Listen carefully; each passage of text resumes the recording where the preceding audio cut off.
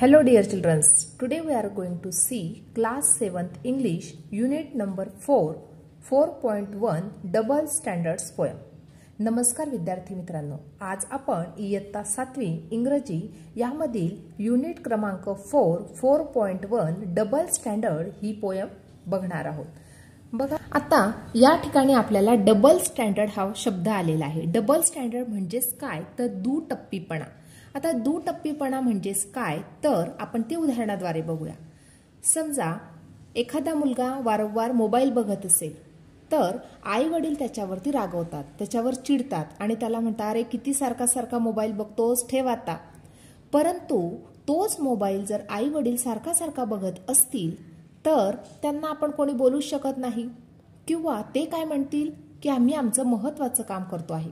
म्हणजे जर मोबाईल मुलगा बघत असेल तर आई वडील त्यावर रागवणार, परंतु तोच मोबाईल जर आई वडील बघत असतील तर त्यांना आपण बोलू शकत नाही किंवा त्यांना काही म्हणू शकत नाही. म्हणजे हा काय झाला, दुटप्पीपणा झाला. आता या ठिकाणी या कवितेमध्ये सुद्धा एक लहानसा मुलगा आहे आणि तो त्याच्या आई वडिलांच्या सारख्या प्रत्येक आपल्याला गोष्टी सांगत आहे की आपले आई वडील आपल्यासोबत कसे दुटप्पीपणाने वागतात ते आपल्याला बघायचं आहे. बघा, आता फर्स्ट स्टँजा बघूया.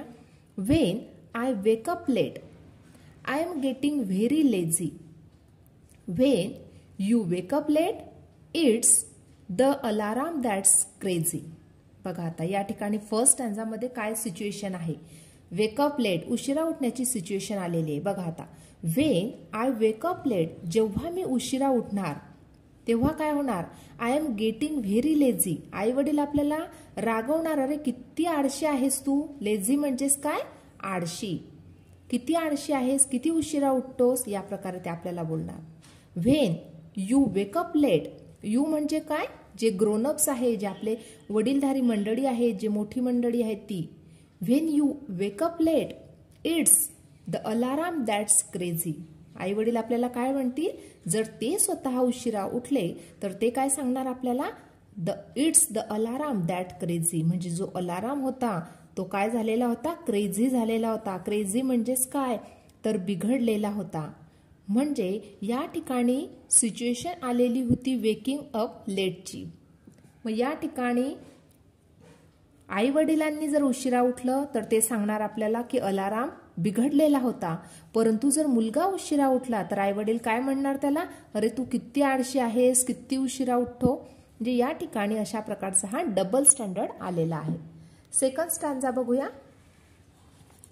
When I say no to something I am being stubborn. When you say no to something you are being firm. बघा, आता या ठिकाणी सिच्युएशन कोणती आलेली आहे बघा. When I say no to something, जेव्हा मी एखाद्या गोष्टीला नाही म्हणत असेल तर आई वडील आपल्याला काय म्हणणार किंवा मोठी व्यक्ती आपल्याला काय म्हणणार, आय एम बीइंग स्टबर्न. अरे किती हट्टी आहेस तू. स्टबर्न म्हणजेच काय, हट्टी. किती हट्टी मुलगा आहे हा, प्रत्येक गोष्टीला नाहीच म्हणत असतो. या प्रकारे ते आपल्याला बोलणार. When you say no to something, you म्हणजे कोण, ग्रोनअप्स म्हणजे जे मोठी मंडळी आहे, वडीलधारी मंडळी आहे ती.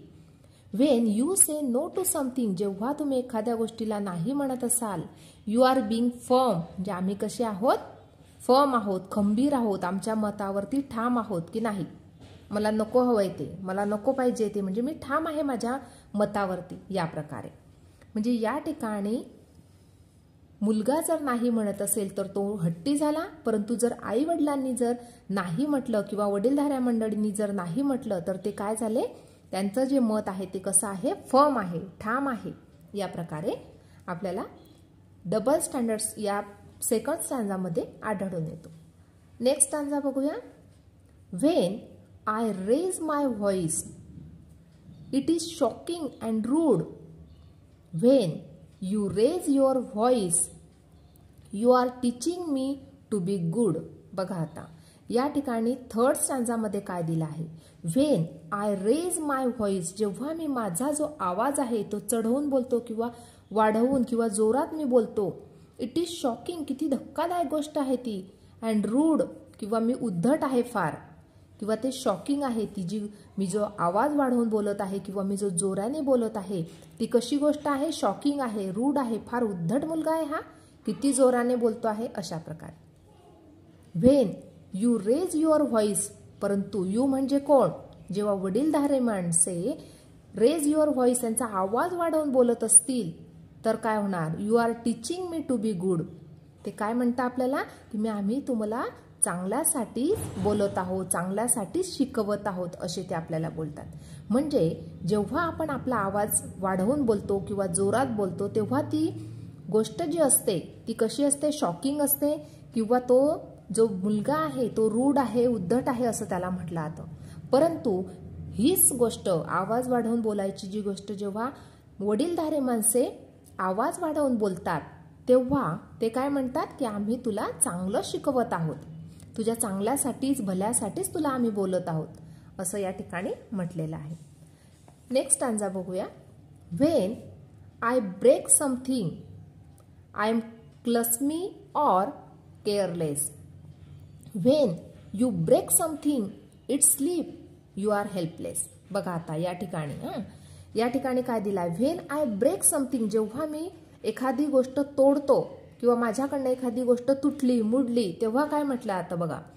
I am clumsy or careless. अरे किती वेंधडा आहेस तू, किती निष्काळजी मुलगा आहेस. केअरलेस म्हणजे निष्काळजी, क्लमसी म्हणजेच काय? वेंधडा मुलगा आहेस की लगेच फोडून टाकली ही गोष्ट, तू लगेच तोडून टाकली. किती वेंधडा मुलगा आहेस, किती निष्काळजी आहेस तू असं म्हटलं आता. व्हेन यू ब्रेक समथिंग, जेव्हा तुमच्या हातून एखादी गोष्ट तुटते. यू म्हणजे कोण? वडीलधारे माणसे किंवा आपली ग्रोनअप्स जे आहे त्यांच्याकडनं एखादी गोष्ट जेव्हा मोडते किंवा तुटते, इट स्लीप, ती माझ्या हातून निसटून गेली. यू आर हेल्पलेस, तेव्हा मी काही करू शकत नव्हतो, हेल्पलेस होतो, मी असहाय्य होतो, माझ्या हातून ती गोष्ट निसटून गेली, मी हेल्पलेस होतो, मी काहीही करू शकत नव्हतो, असहाय्य होतो, हेल्पलेस म्हणजे. आणि स्लीप म्हणजे निसटून गेली. तेव्हा वडीलधारे माणसे किंवा मोठी माणसे काय म्हणतात की अरे ती गोष्ट माझ्या हातून निसटून गेली, माझ्याकडनं चुकीने होऊन गेलं ते. अशा प्रकारे म्हणजे या ठिकाणी सुद्धा डबल स्टँडर्ड आलेला आहे. नेक्स्ट स्टांजा बघूया. When I do something wrong I am such a terror. When you do something wrong it is forgivable error. बघा आता या स्टांजामध्ये काय दिलं आहे. When I do something wrong, जेव्हा माझ्याकडनं एखादी गोष्ट चुकीची घडते. I am terror, I am such a terror, मी किती उपद्रवी आहे, किती त्रास देणारा आहे असे आई वडील आपल्याला रागवतात, चिडतात, मोठी माणसं आपल्याला बोलतात. अरे किती उपद्रवी मुलगा आहे हा, किती त्रास देणारा मुलगा आहे हा. When you do something wrong, परंतु तुमच्याच हातून जर एखादी चुकीची गोष्ट घडते, इट्स अ फॉरगिवेबल एरर, ती क्षमा करण्यासारखी चूक आहे.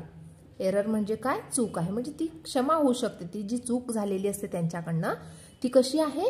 फॉरगिवेबल म्हणजे क्षमा होऊ शकते, क्षमा करण्यासारखी ती चूक आहे असं ते म्हणतात.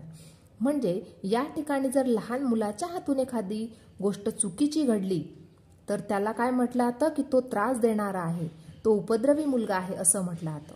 परंतु तीच गोष्ट जर एखाद्या मोठ्या व्यक्तींकडनं घडते तेव्हा काय म्हटलं जातं? अरे हा जो गुन्हा आहे, हा जो एरर आहे, हा कसा आहे? ही जी चूक आहे ही फॉरगिवेबल आहे, म्हणजे क्षमा करण्यासारखी ही चूक आहे. नेक्स्ट स्टांजा बघूया. When I quarrel with a friend I am wild and naughty. When you quarrel with a neighbour you are only doing your duty. बघा आता या ठिकाणी काय सांगितलं आहे. व्हेन आय कॉरल, कॉरल म्हणजे काय? भांडण करणे. विथ अ फ्रेंड, जेव्हा मी एखाद्या मित्रासोबत भांडण करतो तेव्हा काय म्हटलं आता? आय एम वाईल्ड, अरे किती रानटी मुलगा आहेस तू, किती जंगली मुलगा आहेस. अँड नॉटी, किती खोडकर आहेस. या प्रकारे आपल्याला आई वडील किंवा आपली वडीलधारी माणसे आपल्याला रागवतात, आपल्याला बोलतात की खूप रानटी मुलगा आहे हा. वाईल्ड म्हणजे रानटी जंगली मुलगा आहे आणि नॉटी म्हणजे खोडकर मुलगा आहे. या प्रकारे आपल्याला बोलतात.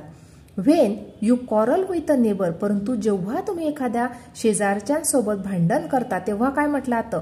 You are only doing your duty. काय म्हटलं जातं की हे आमचं कर्तव्य आहे, आम्ही आमचं कर्तव्य करत आहोत, अशा प्रकारे हे म्हटलं जातं. नेक्स्ट स्टांजा बघूया. So I am always wrong and you are always right, म्हणजे मी नेहमी चुकीचा असतो. आय एम ऑलवेज रॉंग, मी नेहमीच चुकीचा असतो.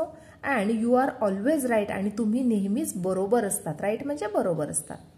ओ why do people grow up, का पीपल जे लोक आहेत ते का ग्रो अप म्हणजे का मोठे होतात, वडीलधारी मंडळी ती का बनतात. And spoil a child's delight, आणि जे मुलं आहेत त्या मुलांचं जे डिलाईट आहे, मुलांचा जो आनंद आहे तो का हिरावून घेतात किंवा का बिघडवतात. म्हणजे जर ही पीपल जी आहे ही जर ग्रो अप झालीच नसती, मोठी झालीच नसती, तर ती मुलांना बोलली असती का, नाही. मग ती मुलांना जर बोललीच नसती तर त्यांचा आनंद हिरावला गेला असता का, नाही. म्हणजे त्या मुलाने या ठिकाणी असं म्हटलं आहे, why do people grow up, हे जे लोक आहेत हे मोठे का झालेत. And spoil a child's delight, आणि मुलांचा आनंद त्यांनी का बिघडवला किंवा का घेऊन घेतला. अशा प्रकारे या ठिकाणी ग्रोन अप आणि चाइल्ड यांच्यामध्ये कंपॅरिझन दाखवलेली आहे की कशा प्रकारे ग्रोन अप आणि चाइल्ड यांच्यामध्ये डबल स्टँडर्ड आलेला आहे, हा आपल्याला दिसून येतो या ठिकाणी. अशा प्रकारे आज आपण इयत्ता 7वी मधील इंग्लिशमधील 4.1 डबल स्टँडर्ड ही पोएम अभ्यासली. आजचा व्हिडिओ कसा वाटला ते नक्की कमेंट करून कळवा आणि व्हिडिओला लाईक, शेअर आणि सबस्क्राईब करायला विसरू नका. धन्यवाद.